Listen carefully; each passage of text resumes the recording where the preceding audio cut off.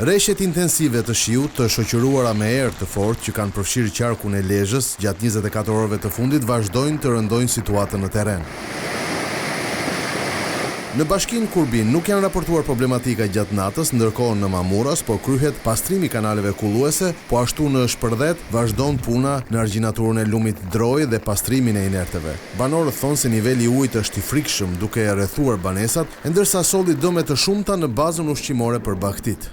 Ka shkabru kretë, 1500 nga jonjës, 1500 nga jonjës, kamionçinën. Shire si e ka zanë, e ka shkatru. Niveli i ujit në borë ka qenë 1,20 metër, qitum pak më rrugë 3 metra, 2 metra gjysmë ujë.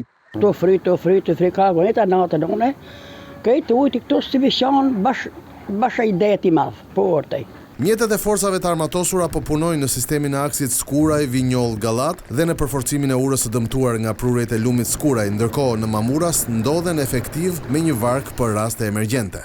Në shkollën Nën Tereza u shënua prezencë ujë në obor ku strukturat e bashkisë ndërhyjnë menjëherë. Mësimi vjen normalisht, ndërkohë familjet e evakuara janë sistemuar në konviktin e shkollës Kolingjoka. Në Fan janë 2 fshatra të izoluar nga shembjet e dherave ku është bllokuar edhe transporti i fëmijëve drejt shkollës, ndërkohë janë dëmtuar urat pasarel në disa fshatra.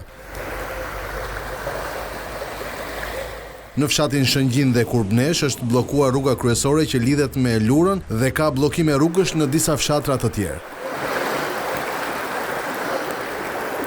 Hidrovorët nga ana tjetër funksionojnë me kapacitet të plot, ndërsa grykat e kolektorëve në Zadrim, Zemen dhe Tale janë hapur dhe punojnë normalisht.